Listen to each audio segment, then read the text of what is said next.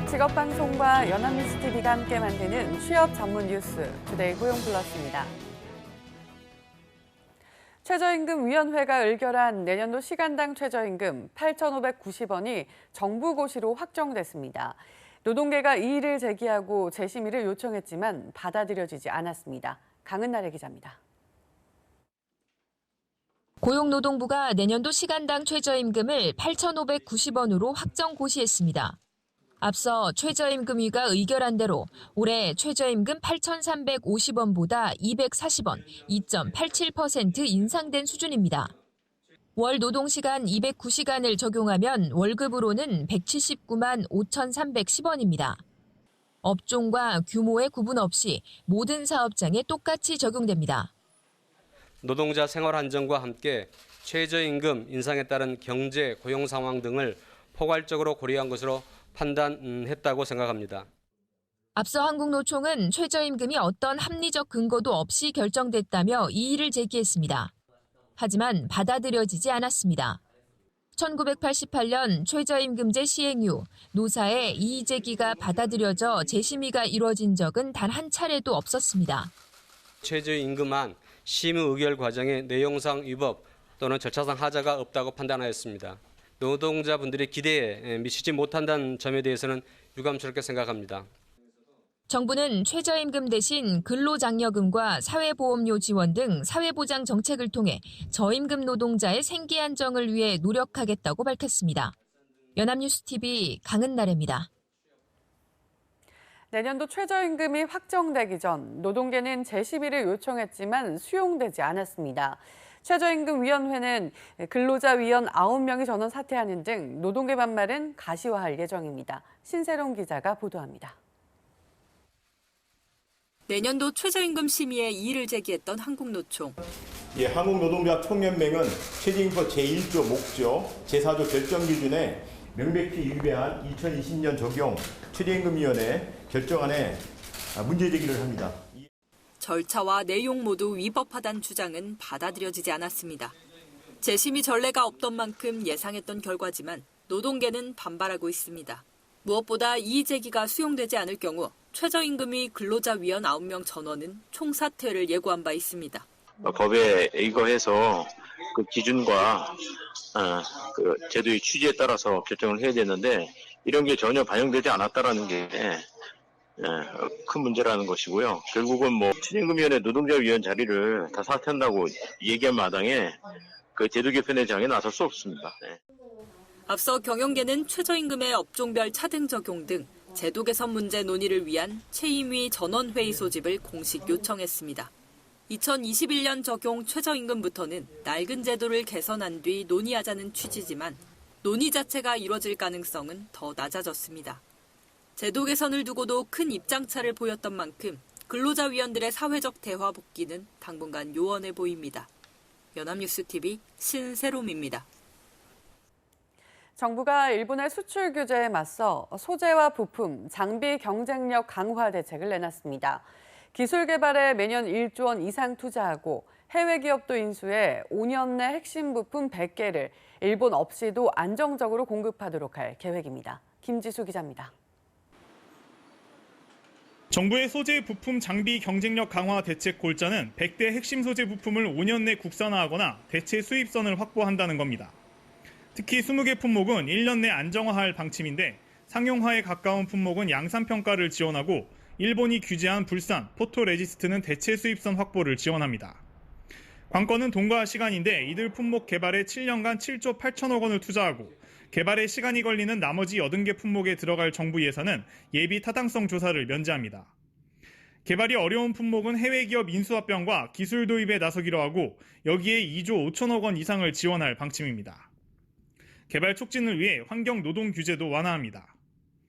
수출 규제 대응 물질이면 사업장 영업 변경 허가 기간을 현재의 절반 이하인 30일로 단축하고 신규 개발 시 물질 정보, 시험 계획서를 내면 조건부로 먼저 제조할 수 있도록 합니다. 공정 안전 심사 시간도 30일로 대폭 줄입니다. 개발을 위해 추가 연장 근로가 불가피하면 특별 연장 근로를 인가할 계획입니다.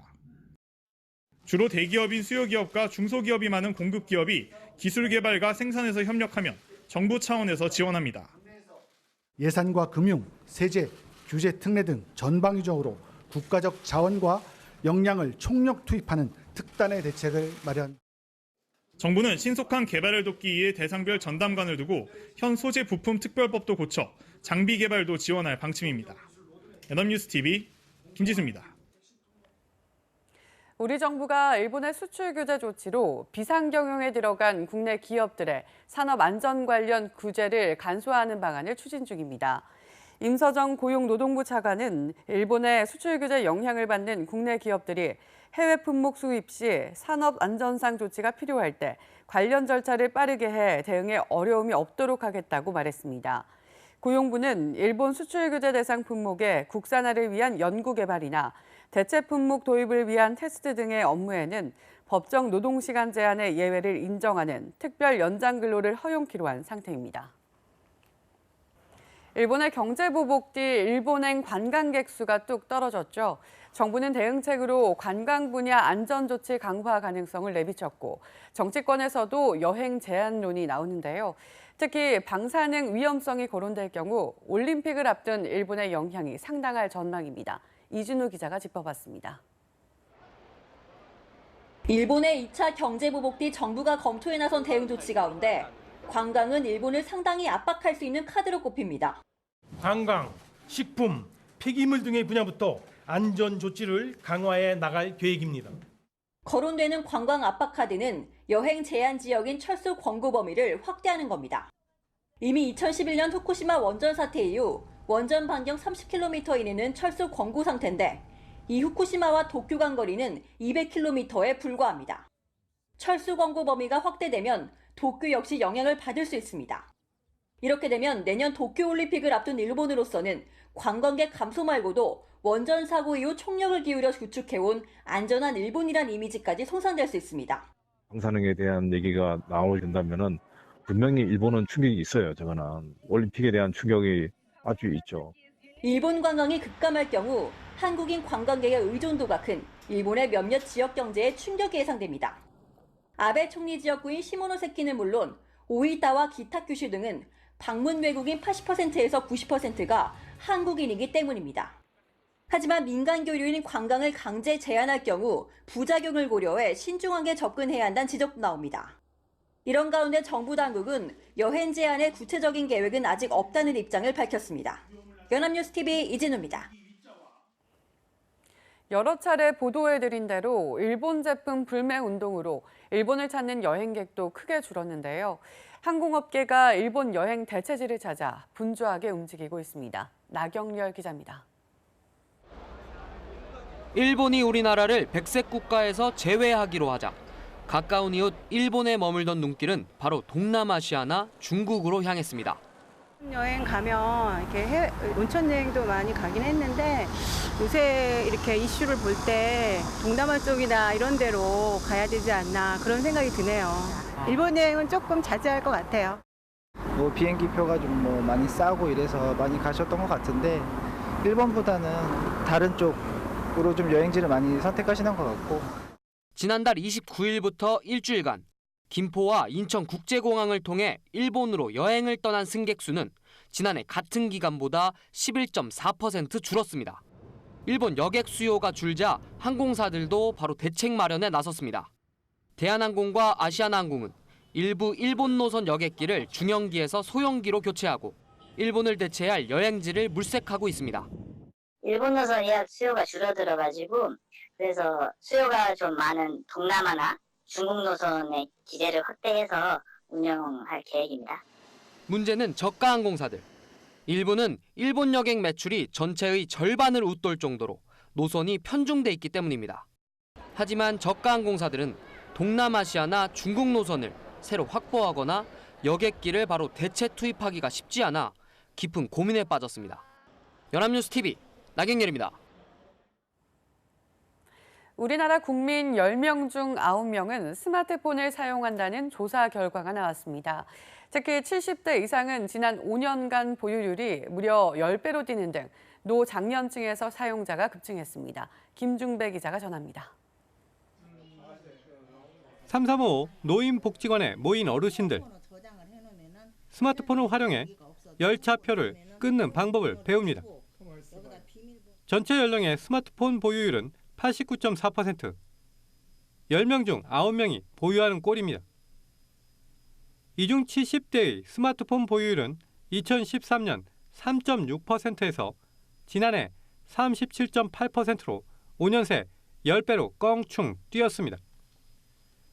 60대와 50대의 보유율도 큰 폭으로 높아졌습니다. 노년층에서 스마트폰 보유가 늘어난 건 피처폰 수가 급감한 이유도 있지만 실제 다양한 기능과 정보 활용 사례가 알려지면서 상당한 구매로 이어졌다는 분석입니다.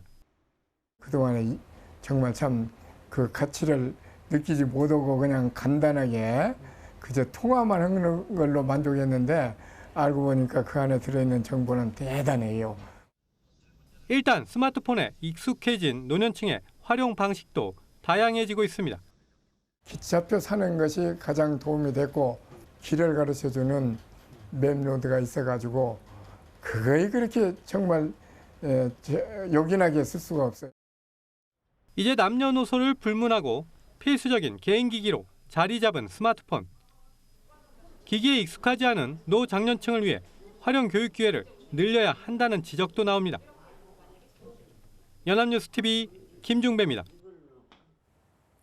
여성을 대상으로 한 몰카, 주거침입 같은 범죄가 잇따르면서 1인 가구 여성들은 극심한 불안감을 호소하고 있는데요. 상황이 이렇다 보니 택배나 배달 음식 주문 시 가명을 사용하고 있다고 합니다. 신현정 기자가 취재했습니다. 서울 관악구에서 혼자 살고 있는 20대 김 씨. 김 씨는 1년 전부터 자신의 집으로 생필품을 주문할 때 자신의 본명이 아닌 가명을 사용합니다. 1년 전부터 약간 여성 1인 가구 대상으로 그런 범죄 뉴스가 많이 나오다 보니까 집으로 바로 받아야 되는 물 같은 좀 무거운 물건들 그런 경우에는 보통 가명을 써서 받고 있어요. 김 씨와 같은 1인 가구 여성들은 자구책을 마련하지 않으면 범죄 불안을 해소하기 어려운 상황. 통계청에 따르면 여성 2명 중 1명이 범죄 불안감을 느끼는데 이는 자연재해나 전반적인 사회 안전에 관한 불안감보다도 훨씬 높았습니다. 전문가들은 여성들이 실생활에서 느끼는 불안에 공감하지 못하는 사회적 분위기를 우려합니다. 지난달 신림동 피에로 택배도둑 해프닝 등 여성 불안을 소재로 한 광고들이 잇따르는 것도 마찬가지. 혼자 살수록 굉장히 안전에 취약한 곳에 살 확률이 높은데 그런 데 대해 상상하지 못하고 그렇기 때문에 실제 법이나 정책 혹은 있다 하더라도 그것을 적용하는 방식에 굉장히 문제가 발생하는 거죠. 몰카, 주거침입 등 여성을 대상으로 한 범죄가 끊이지 않는 한 신변 보호를 위해 가명을 쓰는 여성들이 점점 늘어날 것으로 보입니다. 연합뉴스TV 신현정입니다. 서울 아파트 값이 최근 오름세를 보이자 추가 상승 기대감이 확산하고 있는데요. 분양가 상한제로 재건축 시장은 주춤하지만 한국은행이 기준금리를 더 내릴 가능성도 있어 시선이 쏠립니다. 배삼진 기자입니다. 부동산 시장의 온기가 퍼지기 시작한 건 지난달 초 8개월 만에 오름세로 돌아선 서울 아파트 값이 5주 내내 올랐습니다. 이 기간 서울 아파트 가격은 1% 가까이 상승했고 경기도에서도 광명을 비롯해 과천과 하남, 성남 분당까지 집값 오름세가 나타났습니다. 분양가 상한제 카드로 강남 재건축 시장은 관망세가 짙지만 서울에서 신축한 지 10년이 안 된 아파트를 중심으로 꾸준히 거래가 이루어지고 있습니다. 수요자들을 중심으로 입주 10년 이내 새 아파트에 대한 희소성 이슈가 부각되면서 서울 재고주택에 대한 선호도가 높아진 분위기입니다. 주택가격 상승 기대감도 커졌습니다. 한국은행에 따르면 주택가격 전망 소비자 태도지수는 112로 지난달보다 11%포인트 상승했습니다. 일본 수출규제 여파로 정부가 분양가 상한제 확대 발표를 미룰 가능성이 있고 경기가 더 나빠지면 한국은행이 기준금리를 더 내릴 수 있다는 관측도 나옵니다. 다만 이주열 한국은행 총재가 통화정책을 운영하면서 일본 영향뿐 아니라 부동산 시장도 고려하겠다는 입장이어서 금리 방향은 예단하기 어렵습니다. 여전히 정부의 어떤 강한 규제라든가 그리고 그동안 너무 올랐다라는 등 이런 악재가 시장에 많기 때문에 부동산 가격을 크게 끌어올리는 데는 좀 한계가 있을 것 같습니다. 전문가들은 집값 상승 기대감은 커졌지만 분양가 상한제 등 추가 규제가 나올 수 있는 만큼 신중해야 한다고 조언합니다. 연합뉴스TV 배삼진입니다.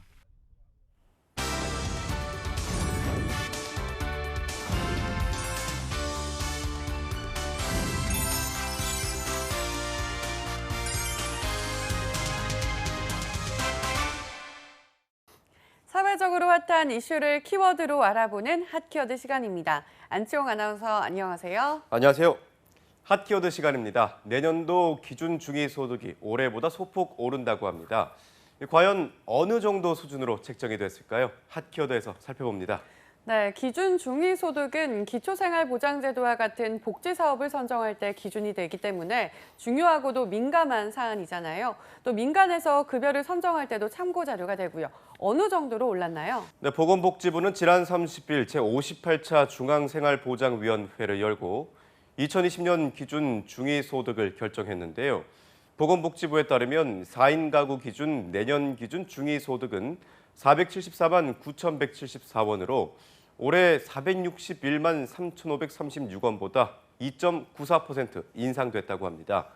2015년에 생계, 의료, 주거, 교육급여 등이 가구 여건에 따라 맞춤형 급여가 도입된 뒤 조금씩 오르고 있는데요. 이어 2017년엔 1.73%, 2018년 1.16%, 2019년 2.09%씩 점차 오르다가 올해엔 2.94%가 오르게 된 거죠. 네, 올해에는 여느 때보다 큰 폭으로 오른 거네요. 가구별로 봤을 때는 소득 기준이 어떻게 되나요? 네, 이 가구원 수로별로 봤을 때는 1인 가구는 175만 7,194원, 2인 가구는 299만 1,980원, 3인 가구는 387만 577원, 5인 가구는 562만 7,771원, 그리고 6인 가구는 650만 6,368원으로 책정됐다고 합니다. 네, 중위소득을 정할 때 생계급여도 함께 결정을 합니다. 그럼 생계급여는 어떻게 책정이 됐나요? 네, 참고로 생계급여를 모르시는 분들을 위해 말씀드리자면 생계급여는 우리나라에서 최소한의 생활을 유지하는 데 필요한 수준을 정하고 저소득층을 누구나 그만큼의 급여를 받도록 하고 있는데요. 내년도 생계급여는 기준 중위소득의 30%, 의료급여는 40%, 주거급여는 45%, 교육급여는 50% 이하일 때 지급된다고 합니다. 네, 이렇게 되면 소득이 없는 저소득 가구는 생계급여만큼 전액 국가로부터 보장받게 되잖아요. 올해 최저생활보장 수준은 4인 가구 기준으로 138만 4,061원이었는데요. 내년에는 어떻게 되나요? 네, 내년에는 4인 가구 기준으로 최저생활보장 수준을 142만 4,752원으로 봤는데요. 말씀하셨다시피 저소득 가구는 전액을 국가로부터 보장받고 나머지 가구는 선정 기준액에서 해당 가구 소득 인정액을 차감한 금액만큼 지원받습니다. 참고로 1인 가구의 최저생활보장 수준은 52만 7,158원, 2인 가구는 89만 7,594원, 3인 가구는 116만 1,173원, 5인 가구는 168만 8,331원, 그리고 6인 가구는 195만 1,910원으로 책정됐다고 합니다. 네, 그렇다면은 소득 인정액도 중요한데요. 소득 인정액이 일정 수준 이하면 의료급여나 교육급여, 주거급여의 대상이 되잖아요. 이 경우에는 어떻게 책정이 되었나요? 네, 4인 가구 기준 소득 인정액이 189만 9,670원 이하인 저소득층은 의료급여로 급여 대상 항목에 대한 의료비 중 본인 부담 금액을 제외한 전액을 지원받게 되는데요. 또 교육급여는 236만 4,587원, 주거급여는 213만 7,218원 이하면 수급자가 됩니다. 네, 소득 기준이 오른 만큼 올해보다 모든 급여가 조금씩 올랐습니다. 그렇다면 달라진 제도도 있을까요? 네, 물론 있습니다. 정부는 수급자의 의료비 부담을 줄이기 위해 건강보험 보장성 강화 대책과 연계해 나가기로 했는데요. 우선 MRI와 같은 자기공명 영상장치, 초음파 등의 비급여 항목도 급여화를 확대할 계획입니다. 또 초, 중, 고 부교재비와 학용품비에 대해서도 교육 부분 물가 상승률을 반영해 1.4% 올리기로 했는데요. 자가 가구에 대한 주택 수선 비용 지원 한도도 건설공사비 상승분 등을 반영해 내년 21% 인상하기로 했다고 합니다. 네, 국민의 복지를 위한 내년도 생계급여에 조금씩 변화가 생겼습니다. 이러한 생계급여는 급여를 책정하는 데도 큰 기준이 되는데요. 다행히 생계급여도 인상되었고 다양한 복지제도도 확대가 되었습니다. 이러한 인상과 확대안이 저소득층 계층에게 조금이라도 숨통이 트이는 제도로 다가오길 희망해 보겠습니다. 지금까지 핫키워드 안치홍 아나운서였습니다. 고맙습니다. 고맙습니다. 지금까지 투데이 고용플러스였습니다. 오늘 저희가 준비한 내용은 여기까지입니다. 함께해 주신 여러분 고맙습니다.